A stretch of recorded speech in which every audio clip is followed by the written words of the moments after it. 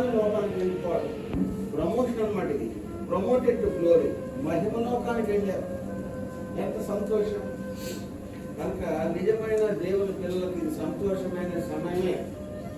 భౌతికంగా కొంచెం దుఃఖం ఉంటుంది, ఎందుకంటే మనతో ఎన్ని సంవత్సరాలు వారు గడిపి ఒక్కసారిగా మనతో మాట్లాడటం లేదు కాబట్టి మనకు కొంచెం దుఃఖం అనేది ఉంటుంది. యేసుక్రీస్తు ప్రభువే దుఃఖపడ్డాడు లాజరు గురించి, యేసు కన్నీరు గురించెను. మట్టి శరీరం కాబట్టి దేవ మట్టి పంపించాలని వాటిని సెలవిస్తూ ఉంటుంది. భూతాప నిమిత్తమైన ప్రభావ అయ్యా నీ బిడ్డలైనా ఈ దేహాన్ని సిద్ధపరుస్తుండగా తండ్రి ఈ మహిమ గల కార్యం ఇక్కడ జరిగించండి.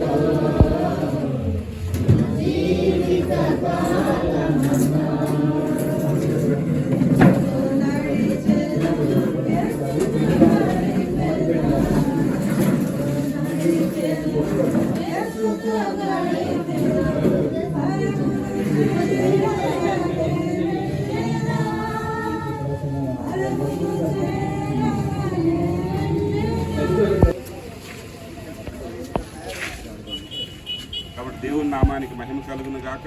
మన దగ్గర ఉన్నటువంటి జీవితం కంటే దేవుని దగ్గర ఉన్నటువంటి జీవితం ఇంకా క్షేమకరమైన జీవితము, సంతోషకరమైనటువంటి జీవితము, ఆనందదాయకమైనటువంటి జీవితం. కాబట్టి మనం దుఃఖపడవలసిన అవసరం జీవితము కొంతమంది తెలిసి ఉండొచ్చు, తెలియకపోయి ఉండొచ్చు, కానీ దేవుని వాక్యం సెలవిస్తూ ఉన్నది యెహోవా భక్తుల మరణము ఆయన దృష్టికి విలువైనటువంటిది. కాబట్టి అమ్మగారి భూమి మీద జీవించినంత కాలము దేవుణ్ణి మహిమపరిచింది. మనుషులని కొంతమందిని సంతోషపరచవచ్చు, కొంతమందికి ఇష్టంగా జీవించవచ్చు, అందరికైతే ఇష్టంగా ఉండలేకపోవచ్చు, కానీ ఆమె జీవించినంత కాలము దేవుణ్ణి మహిమపరిచింది. దేవుడిగా వచ్చినాము వారు నాయన నీ స్తోత్రాలు, నీ దాసురాలు రెబకమ్మను నాయన నిర్దిమైన మీరు పిలుచుకున్న పిలుపుని బట్టి నీకు స్తోత్రములు వందనాలు.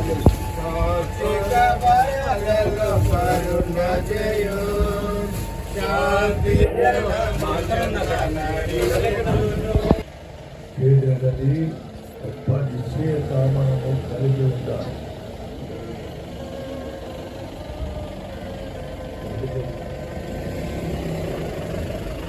వారు మనం పొందినప్పుడే పరలోక రాజ్యములో ప్రవేశించారు, పరలోక రాజ్యములో జీవించారు. స్తోత్రం చెప్దాం. వారి జీవితం యొక్క శరీరం భూమికి అప్పగించుట మొదలుపెట్టి అంతిమ యాత్రలో ముందుకు సాగిపోదాం. ఆమేన్. దేవునికి స్తోత్రం. హల్లెలూయా. దైవజన ముఖాంతరం దేవుడు నీ దరినే చేరెదను, నేను నీ దరినే చేరెదను, పరవాసిని జగమున. మీరు క్రమం వెళ్ళట్లేదు, అటు తిరిగి క్రమన్నా.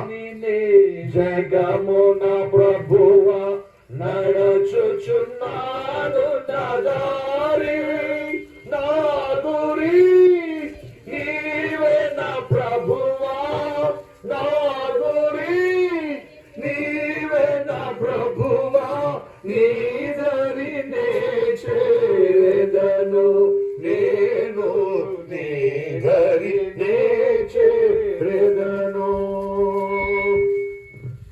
తెలుపుము నా అంతము నాకు, తెలుపుము నా ఆయుషు ఎంతో, తెలుపుము నా అంతము నాకు, తెలుపుము నా ఆయుషు, తెలుపుము ఎంత చూడను, తెలుపుము ఎంత. మొదటి కొరింథీ 15వ అధ్యాయం ఎంత చదవటానికి లేదు, 42 నుంచి సౌండ్ పెట్టుకుంది.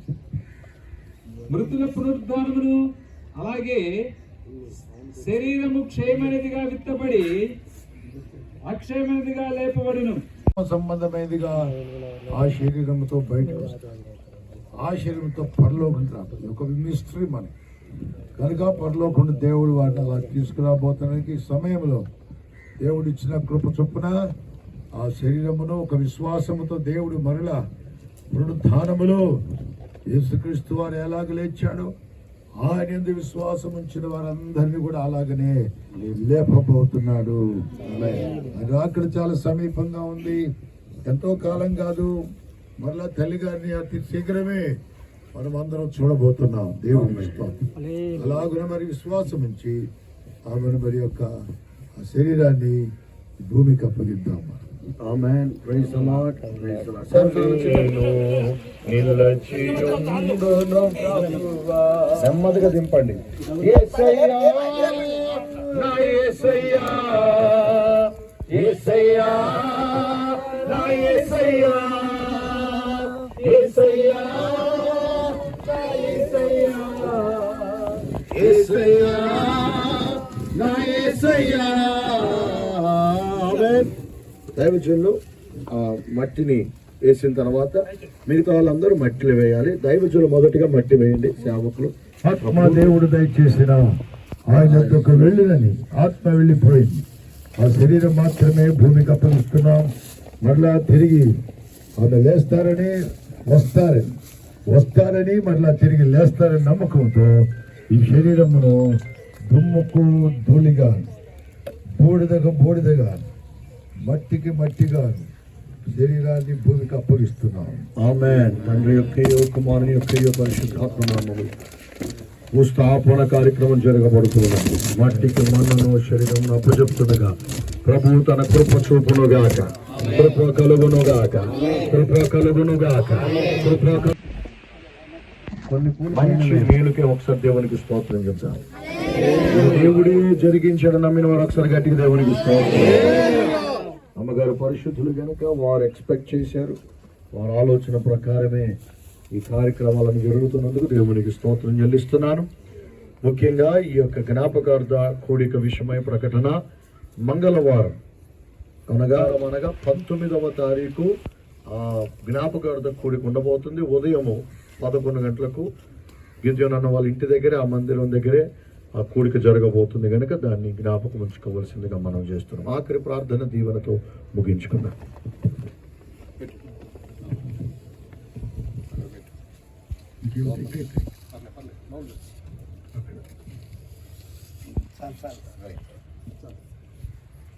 ప్రార్థన చేద్దాము.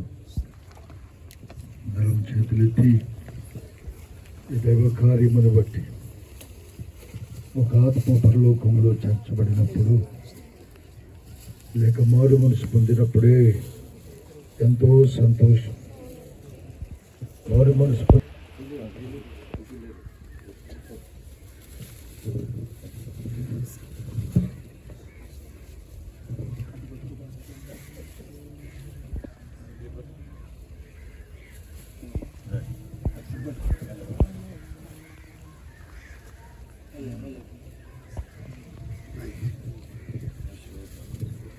చేతులతో రక్షణను అంగీకరించి పరలోకాన్ని చేరటమే నీ ఉద్దేశం. పాతాళము ఖాళీ చేయబడాలి, పరలోకం నింపబడాలని ఉద్దేశం. ఇంకా పరలోకం ఎంతో స్థలం ఉంది, ఎంతో మంది చేర్చబడాలి. ప్రభా, ఇక్కడున్న వారందరూ కూడా రక్షణ అనుభవం కలిగి జీవించుటకు సహాయం తండ్రి. ఎవరికి రక్షణ లేదు వారికి రక్షణ ఇవ్వండి, వారి మననెత్త వెలిగించండి. రక్షణ అనుభవం కలిగి జీవించడం సహాయం వచ్చాయి. ఎన్ని ఇబ్బందులు కష్టాలు వచ్చినా కూడా రక్షణ కలిగి వారు జీవించాలి, వారు మనసు పొంది జీవించాలి. కేవలం మట్టివారం మేము తండ్రి, మీరే కనికరించి ఇక్కడ ఉన్న వారందరూ 100% ఇదిగో ఈ మాటలను బట్టి దైవజనుల యొక్క జీవితాన్ని బట్టి వారు మనసు పొంది మారు మనసు లేని వారు రక్షణ కలిగి మీరు అక్కడకు సిద్ధపరచండి. త్వరగా వస్తున్న దేవుడు దైవజనురాలు మరలా మాతో కూడా ఉండబోతున్నారు. మధ్యాకాశంలో వారితో పాటు మేము ఉండబోతున్నాం. ఆ నిరీక్షణతో మేము వెళ్ళిపోతున్నాం. నీకు వందనాలు, స్తోత్రం తెలుస్తూ జీవను జ్యోతి నీ కుటుంబాన్ని దీవించి ఆశీర్వదించి వారికి నెమ్మది, సమాధానము, ఆశీర్వాదం, ఆదరణ కలిగించి నాయనా నీకు స్తోత్రములు. మీరే వారితో ఉండి మరి ఎక్కువగా వారు నీకు సమీపముగా ఉండి నిన్ను మహింపరిచే భాగ్యం అనుగ్రహించండి. బలపరచండి, వచ్చిన వారందరినీ దీవించండి. మంగళవారం జరిగే ఆరాధనను జయప్రదంగా నడిపించండి. వాతావరణంలో ఉచితమైతే నీ స్వాధీనంలో ఉంచుకోనండి ప్రభువా. కార్యం మీరు జరిగించి మీరే మహిమ ఘనత ప్రభావములు పొందుకోమని యేసుక్రీస్తు శక్తి గల ప్రభావం గల పునరుద్ధారుడైన యేసుక్రీస్తు నామమును బట్టి తిరిగి రాబోతున్న మహిమ గల యేసుక్రీస్తు నామమును బట్టి వేడుకొనుచు ప్రార్థిస్తున్నాము తండ్రి.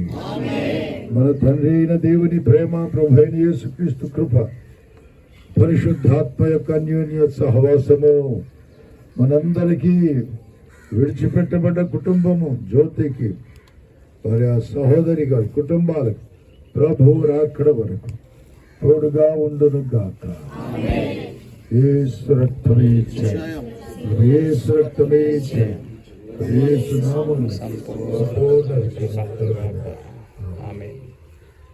అందరికీ వందనాలండి. ప్రభువును దీవించును గాక. కావాల్సినవి కోరుతున్నాను. అందరికీ వందనాలు. సువైనది నరులారా రండని సువైనది దేవలేక ఇలలో నాయే ప్రాణి నిలువలేదు. అడవి పువ్వులే నీ ప్రేమ పొందగా, అడవి పువ్వులే నీ ప్రేమ పొందగా, నా ప్రార్థన ఆలకించుమా ప్రభువా, నా ప్రార్థన ఆలకించుమా. ఎన్ని తలచినా ఏది అడిగినా జరిగేది నీ చిత్తమే.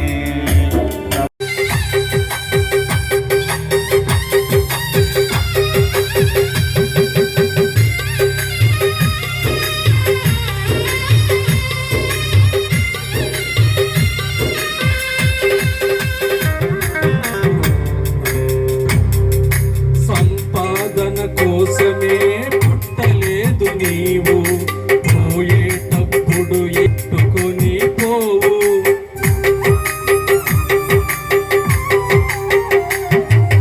సంపాదన కోసమే పుట్టలేదు నీవు, పోయేటప్పుడు ఏది పట్టుకొని పోవు. పోతున్ను చూచుటలేదా, పోతున్ను. ఈ విధంగా సంఘానికి ఒక సపోర్టింగ్ పిల్లర్గా, ఆయువు పట్టుగా నిలబెట్టారు అమ్మగారు. దాన్ని బట్టి మనం ఎంతైనా స్తుతి చెల్లించాలి. స్తోత్రం చెప్పండి. చనిపోవటం అనేది ఎవరైనా ఏదో విధంగా బాధతోనో, కొంతమంది శ్రమతో, కొంచెం అన్న గుండె ఆగినప్పుడు నొప్పి వస్తుంది, నొప్పి వచ్చి ఇట్లని చనిపోతారు, ఏదో విధంగా చనిపోతారు. కానీ చనిపోవటం ఎలాగని చనిపోయారు, ఎందుకు చనిపోయారు, అట్లా అనారోగ్యం చనిపోయారు కదా. ఎలీషా ఎట్లా చనిపోయాడండి? మరణకరమైన ఏ రోగం? మరణకరమైన కానీ ఆయన శరీరంలో ఏముంది? ఎముకల్లో పునరుద్ధాన శక్తి శక్తి ఉంది, ప్రభావముతో నింపబడి ఉన్నాడు కదండి. మరణకరమైన రోగంతో చనిపోయినా అలాగే వారు ఏ విధంగా ఉండి చనిపోయారు, ఏ విధమైన జీవితము జీవించి చనిపోయారు.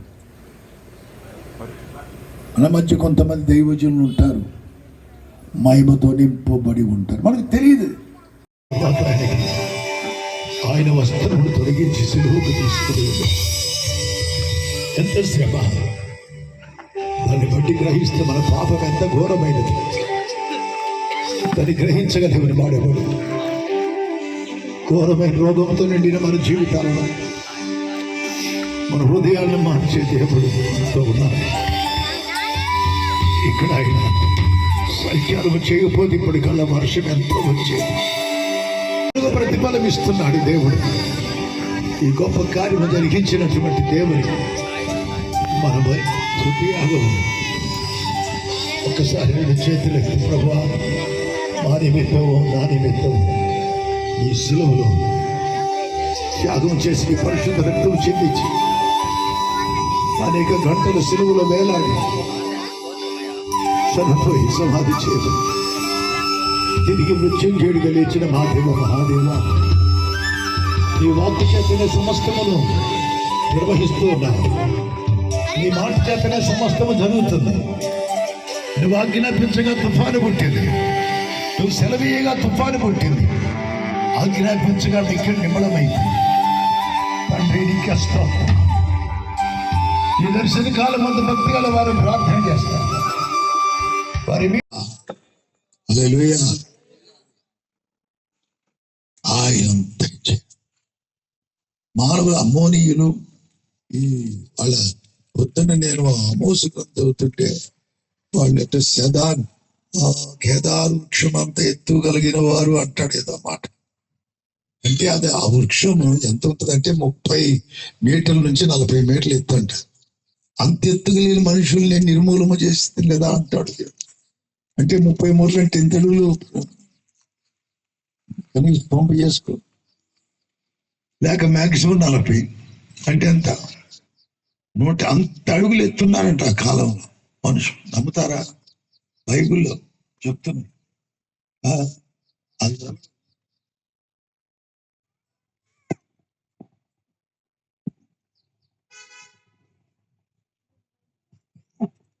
దేవుడు మంచి సమయం ఇచ్చాడు. ఇంకా మరి ఎంతసేపు ఉంటే తెలియదు. 2:9 దేవదారు వృక్షమంత ఎత్తైన వారును సింధూర వృక్షమంత బలము గల వారునగు అమోరీయులను వారి ముందర నిలవకుండా నేను నాశనము చేస్తాను కదా. స్తోత్రం చెప్తారా? హల్లెలూయా. దేవుడు ఎత్తు ఎంత ఉంది? ఆకాశ మండలం కంటే మన మీద 6 అడుగులు, నా 5 అడుగులు ఉంటామంత. ఆ కాలంలో ఎంత సింధూర వృక్షం అంటే 30 అడుగులు మినిమం. నేను దీంట్లో కొట్టి గూగుల్ ఎంత హైట్ ఉంటుంది, మాక్సిమం 60 అన్నాడు, అది చెప్పట్లేదు. 30 అడుగుల నుంచి 30 మీటర్ల నుంచి 40 మీటర్లు, 120 అడుగులు ఎత్తున్నారు. మళ్ళీ వీళ్ళు వచ్చేసరికి ఎవరు మన లోతు కాలం వచ్చేసరికి 12 అడుగులు 14 అడుగులు ఎత్తున్నారు. హైట్ తెచ్చుకుంటూ వచ్చారు. హైట్ అలాగే ఏజ్ కూడా తక్కుకుంటూ వచ్చేస్తారు. బాగా యొక్క బలహీనతను బట్టి దేవుని బిడ్డలారా వారు ఎత్తు దాదాపు అంత ఎత్తుటి వారిని మేము అక్కడ పోయి చెప్తారు. ఇశ్రాయేల్ ప్రజలు వేగు చుట్టానికి వాళ్ళు చూస్తే ఆచార ఉన్నత దేహులు, వారి ముందు మేము మిడతలము, వారికి కూడా మేము అట్లే కనపడ్డాం. వారిని నీకు అప్పగించబోతున్నా అన్నాడు. ఏమని నరులారా రంగని సెలవైనది, సెలవైనది.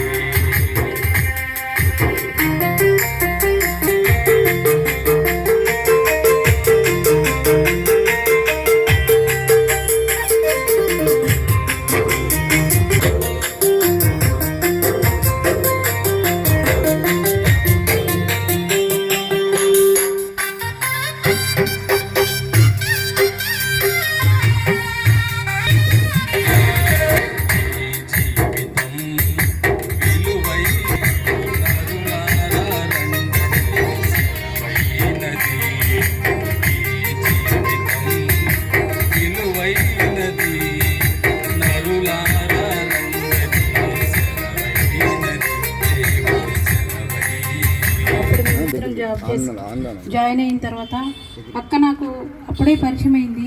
ఎలా అంటే సొంత అక్కలాగా సహోదరులాగా పరిచయం అయింది. ఇక్కడ మాకప్పుడు మేము ఆంధ్ర నుంచి వచ్చి ఇక్కడే చిన్న రూమ్ తీసుకుని ఉంటుండే. నాకు అప్పుడే కొత్తగా మ్యారేజ్ అయ్యింది. మాకు అప్పుడు ఎవ్వరూ తెలియదు.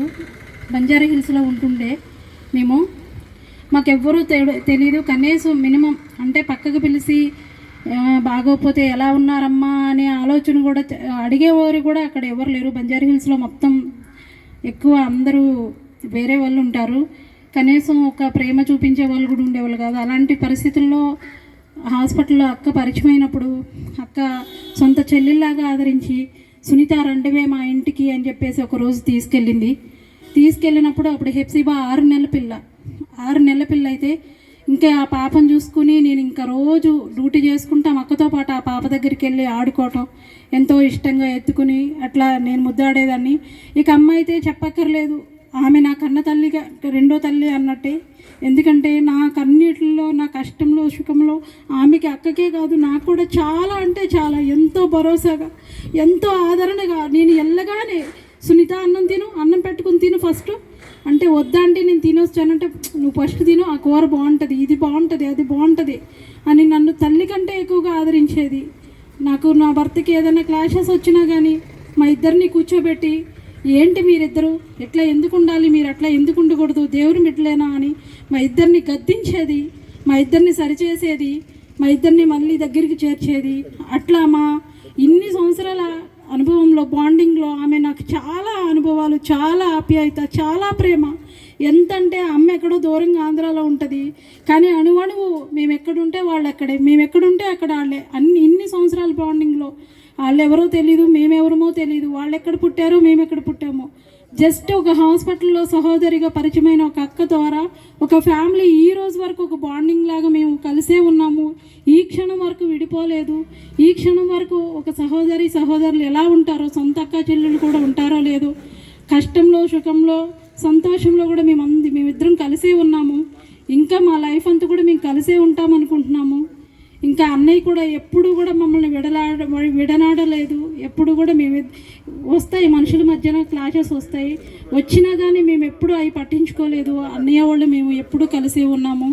అసలు ఇంకా ఆంటీ విషయానికి వస్తే మాత్రం ఆమె మా కన్న తల్లిలాగే మమ్మల్ని ఆదరించి ప్రేమించి, నాకు ఆపరేషన్స్ అయినా కానీ నా పక్కనే ఉండి గ్లోబల్ హాస్పిటల్లో నాకు అన్నీ ఒక తల్లిలాగా నాకు ఏం చేయాలో అది చేసింది. నా బిడ్డను ఎత్తుకుంది, నా బిడ్డకి పాలు పట్టించింది, అన్నీ సమస్తము చేసింది. అంత బాండింగ్ ఉంది ఆంటీతో నాకు.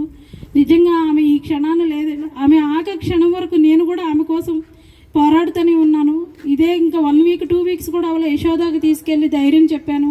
ఆంటీ నీకేం కాదు, ఏం కాదు, నువ్వు హ్యాపీగా ఉండు, నీ ఫేస్ అంతా మంచిగా ఉందని నేను ఈ పోయిన సండేనే ఆంటీకి అంతా చెప్పి కూర్చుని బయటకు వచ్చాను.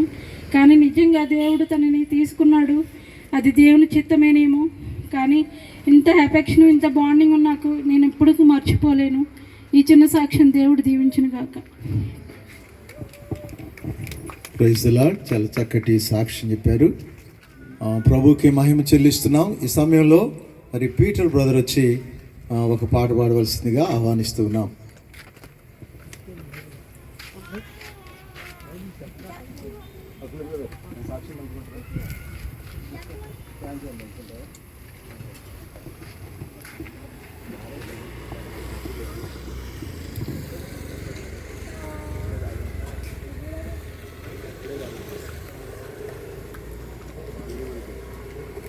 Praise lord. హల్లెలూయా. దేవునికి మహిమ కలుగును గాక. ఈ జీవితం విలువైనది, నరులారా రండని సెలవైనది. ఈ జీవితం విలువైనది, నరులారా రండని సెలవైనది. దేవుని సెలవైనది. సిద్ధపడినావా చివరి యాత్రకు, సిద్ధపడినావా చివరి యాత్రకు. యుగ యుగాలు దేవునితో వస్త్రములు తొలగించి సిలువకు తీసుకుని వెళ్ళారు. ఎంత శ్రమ! దాన్ని బట్టి గ్రహిస్తే మన పాపం ఎంత ఘోరమైనది దాన్ని గ్రహించగా దేవుని మాడేవాడు. ఘోరమైన రోగంతో నిండిన మన జీవితాలను, మన హృదయాన్ని మార్చే దేవుడు ఉన్నాడు. ఇక్కడ ఆయన సంచారం చేయకపోతే ఇప్పటికల్లా వర్షం ఎంతో వచ్చేది. నిన్ను నన్ను ప్రేమిస్తున్నాడు బిడ్డ, దైవజనులను ప్రేమిస్తున్నాడు. ఈ ప్రార్థనకు ప్రతిఫలం ఇస్తున్నాడు దేవుడు. ఈ గొప్ప కార్యము జరిగించినటువంటి దేవునికి మనము శృతియాగము. ఒక్కసారి రెండు చేతులు ఎత్తి, ప్రభువా మా నిమిత్తము, నా నిమిత్తము నిత్యము సజీవులుగా మనం వర్ధిల్లుటకు అవసరాలు జ్ఞాపకం చేసుకుంటారు. ఆనంద భాషకాలు మేము విడుచుటకు మీరు ఇచ్చిన సమయాన్ని బట్టి నీకు వందనాలు. నీ కృపకు అప్పగిస్తూ దినదినం వారు నీకు దగ్గరగా జీవించుటకు మేమందరం ప్రతి దినము నూతనముగా నీకు సమీపంగా జీవితానికి అనుగ్రహించి మహిమ పొందమని యేసుక్రీస్తు దివ్య నామం ప్రార్థిస్తున్నాను తండ్రి. తండ్రి అయిన దేవుని ప్రేమ, ప్రభు అయిన యేసుక్రీస్తు వారి కృపా, పరిశుద్ధాత్మ యొక్క నడుపుదల, నింపుదల ఆయన ప్రేరేపణ, ఆయన సహాయం, కాపుదల మనందరికీ తోడుగా దైవజనుడా పరలోకమునకు వెళ్ళిన రీతిని బట్టి దేవుని స్తుతిస్తుండగా ఆ పరదేశంలో ఆనందముతో ఉంటుంది. మనము కూడా అతి తొందరగా ప్రభు రాకడలో వారిని కలుసుకొని ప్రభువుని స్తుతించు పర్యంతం, ఆనందించు పర్యంతం, ఆయన రాజ్యముల ఏలు పర్యంతం తోడుగా ఉండి నడిపించును గాక. యేసు రక్తమే జయం, ప్రభు యేసు రక్తమే జయం, ప్రభు యేసు నామమున సంపూర్ణ విజయం కలుగును గాక. ప్రభు యేసు రమ్ము, ప్రభు యేసు త్వరగా రమ్ము. ప్రభు యేసు క్రీస్తు కృప పరిశుద్ధులందరికీ తోడై ఉండును గాక. ఆమేన్. అందరికీ వందనాలండి. ప్రభువుని దీవించునుగా. ప్రకటన ఉంది.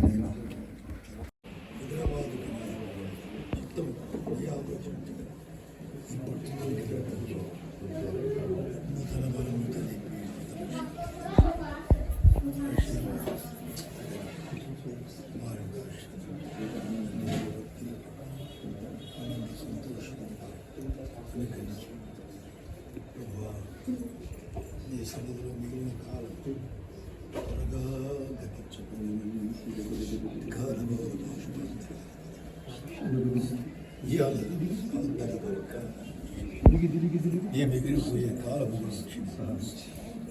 అయినా నిరాకరణ సిద్ధపరిచి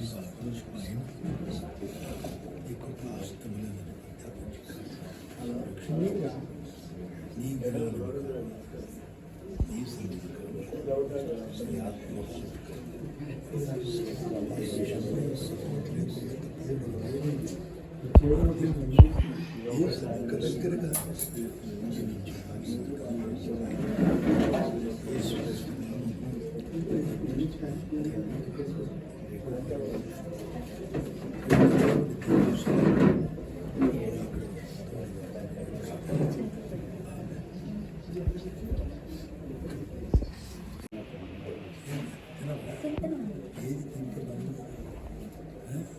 ఏ క్లాస్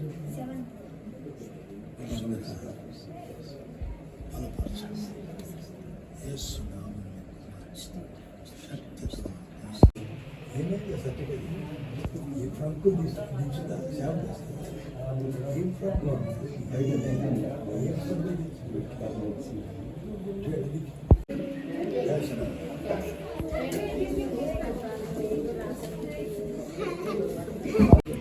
ఫ్రంట్ పంపించారు సాయంత్రం భారీగా బాగా మబ్బు పట్టింది.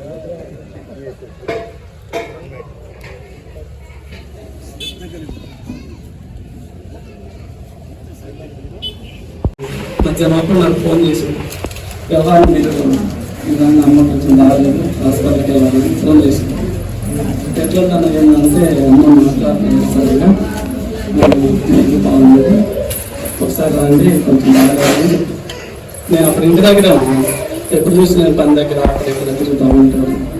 దేవుని కృప ఏంటంటే ఆమె మాటలు వినడానికి ఆ దేవుడు నన్ను ఇంటి దగ్గర ఉంచాడు.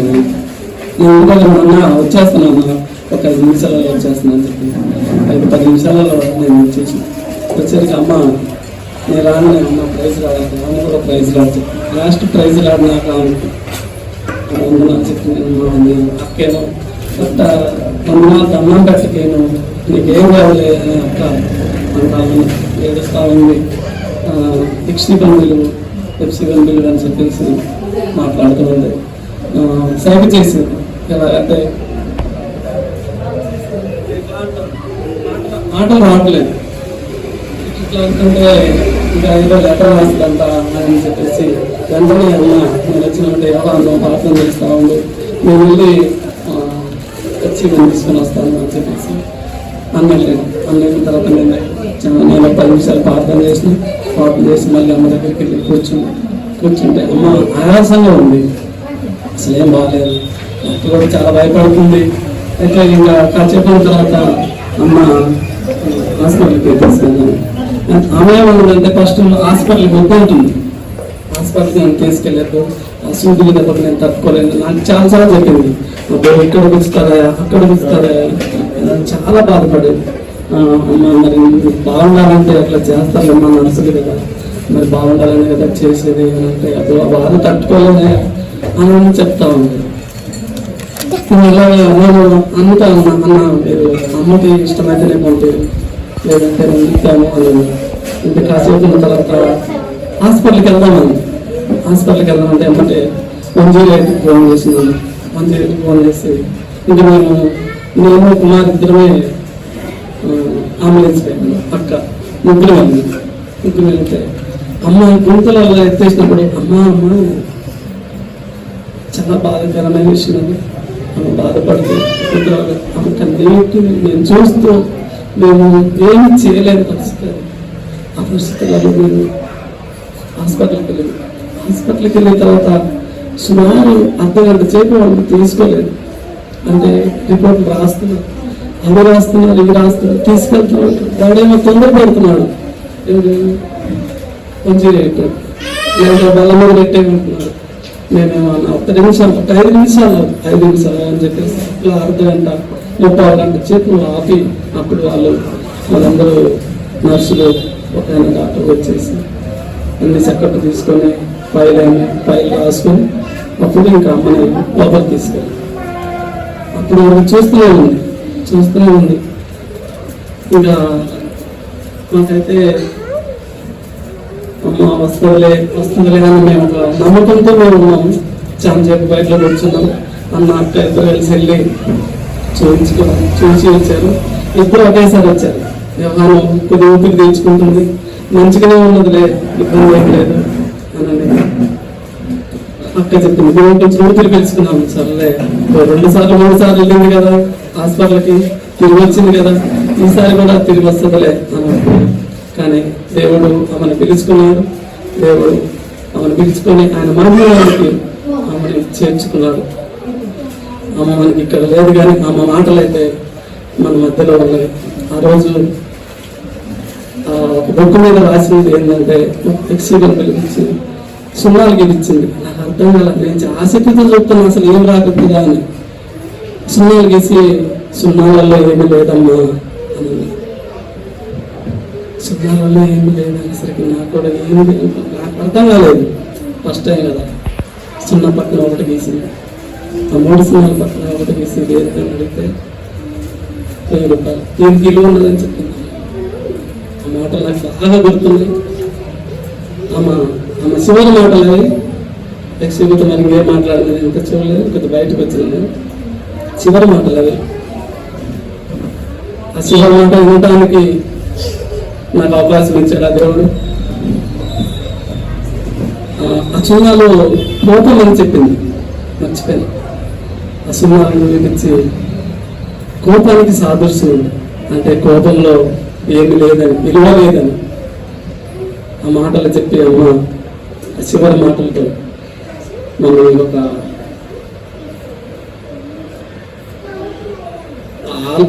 ఆ మాటలని ఆలోచింపజేసే జ్ఞానం మాకు ఇచ్చిండు ఆ దేవుడు. మరి విడిచిపెట్టిన కుటుంబానికి దేవుడు తోడుగా ఉన్నాడు. అక్క కూడా ప్రత్యేకమైన వందనాలు చెల్లించుకుంటున్నాను. అంటే ఆంటీ సాక్ష్యం కాదు, సాక్ష్యం చాలా చిన్నది.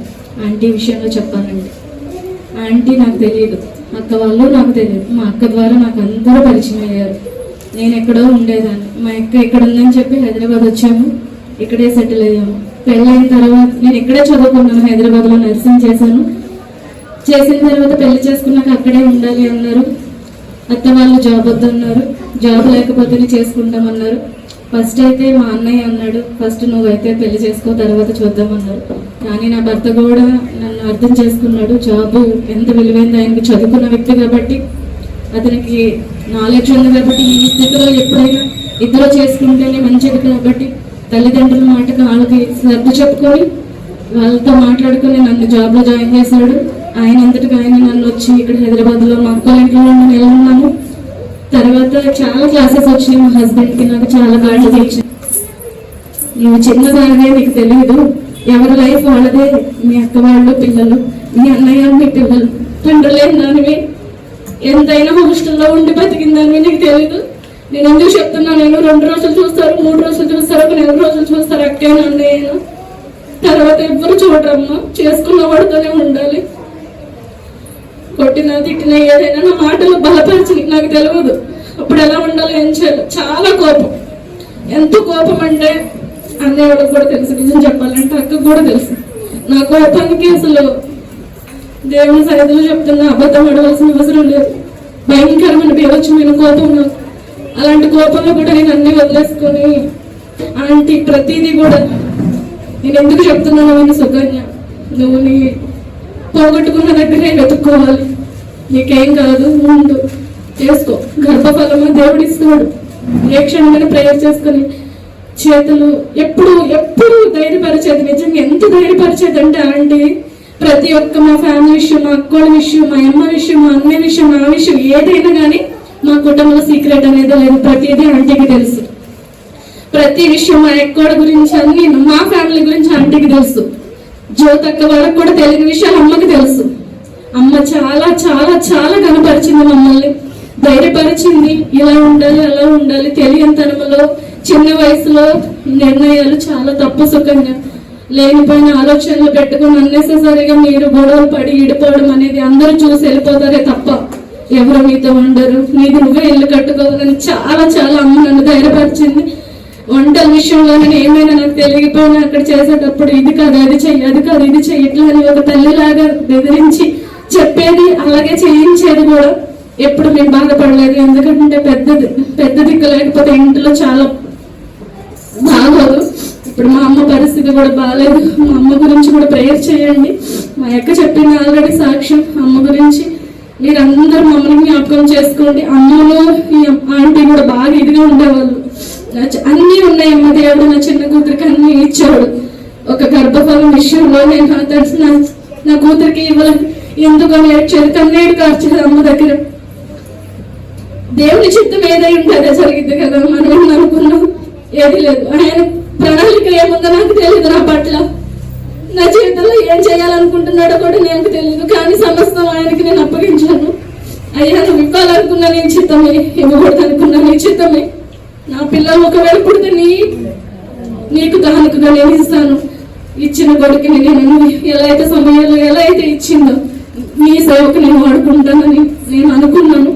ఎప్పుడు చెప్పిన సాక్ష్యం కాదనట్లేదు. ఎన్ని విషయాల్లో కూడా అంటే ఇక్కడ ఉండి పొట్ట మీద చేసి ఎప్పుడు గర్భఫలం గురించి మాట్లాడు, స్తుతి చెప్పు, నైట్ ప్రార్థన చేయాలి ఎప్పుడు చెప్పేది. అమ్మ లాస్ట్ 5 నిమిషంలో కూడా నాతో క్యాన్లా పెట్టించుకొని ఫ్లూయిడ్స్ పెట్టించుకుంది. నేను ఆఖరిసారిగా అమ్మకి సగ్గుబియ్యం కాసి నోట్లో పోసాను. అది నా తగ్గలేదని నేను చాలా చాలా నిజంగా హ్యాపీగా ఫీల్ అవుతున్నాను. అప్పుడు ఆ 2 రోజులు అమ్మ ఏమి నీళ్ళు తాగలేదు, ఏమి తాగలేదు. సగ్గుబియ్యం కాసి 4 స్పూన్లు లేదంటే కూర్చోబెట్టి తాగించాను. అమ్మ తాగింది. నిజంగా ఆమె శాంతి నాకు చాలా సాటిస్ఫాక్షన్ అయింది. ఎందుకంటే అసలు నా చేతుల్లో నేను పోయలేదు ఎప్పుడు అమ్మకి, అంటే రైస్ పెట్టేవాళ్ళం, భోజనాలు అప్పుడు అది చేసేవాళ్ళం.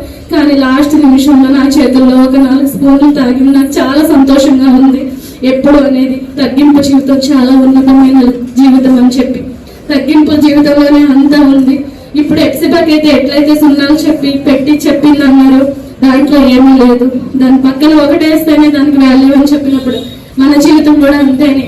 ఆంటీ నా జీవితంలో ఎంత అద్భుతమంటే మా అక్క విషయంలో కూడా అమ్మ మీరు ఎలా ఉండండి, సునీత, సుకన్య మీరు ఎలా ఉండండి. ఫస్ట్ నుంచి అన్నయ్య వాళ్ళకి తెలిసిన వాళ్ళు మేమే, అక్కకి అన్నయ్యకి తెలిసిన వాళ్ళు మేమే. ఎప్పుడు సొంత చెల్లుడిలాగా అన్నీ చూసుకున్నాడు. ఏదైనా ఒక ఇదిగా మాతో మాట్లాడతారు. బయట వాళ్ళగా మేము ఎప్పుడూ లేము. అక్కైనా కానీ రావే అంటది ప్రతి విషయానికి. ఒక సొంత చెల్లిలాగా ఎప్పుడు అక్క ఆదరిస్తుంది మమ్మల్ని. అక్కని నన్ను మమ్మల్ని ఒక కుటుంబం లాగా వాళ్ళు ఎప్పుడు ఆదరిస్తారు. మా కోసం ఎప్పుడు నిత్యం ప్రార్థన చేస్తూనే ఉంటారు. దాన్ని బట్టి కృతజ్ఞతాస్తుతులు చెల్లిస్తున్నాను అక్కకి, అన్నయ్యకి, ఆంటీకి. నా తరపున కాదు కానీ దేవుని దగ్గర ఉందని నేను నమ్ముతున్నాను. ఆంటీ నిజంగా చాలా అదృష్టవంతురాలు. నిజం చెప్పాలంటే మంచి అల్లుడు, మంచి కూతురు దొరికారు. ఇంత బాగా చూసుకున్నారు. మనవాళ్ళంటే పిచ్చి ప్రేమ. ఎప్పుడు చెప్పేది సుకన్య 10వ తరగతి అవ్వకమైన పెళ్లి చేస్తాను అంటే అది చిన్న పిల్ల ఆంటీ అనేదాన్ని ఎప్పుడు కూడా. కానీ దేవుడు ప్రేరేపించి మళ్ళీ మనసు మార్చాడు. తను చదువుకోవడానికి మంచి ప్రయోజనకరాలు అవ్వాలని మనవరాలు అనేది అవ్వాలనుకునేది, అలాగే అవ్వాలని చెప్పి మీరు కూడా మమ్మీ గురించి ప్రేయర్ చేయండి, కుటుంబం గురించి ప్రేయర్ చేయండి, ఆంటీ గురించి ఇంకా మనం ఆ శాంతి చేకూర్చాలని చెప్పి దేవుడి దగ్గర ఉంది కాబట్టి ఈ చిన్న సాక్ష్యం దేవుడు దీవించును గాక. ఆమేన్. హల్లెలూయా.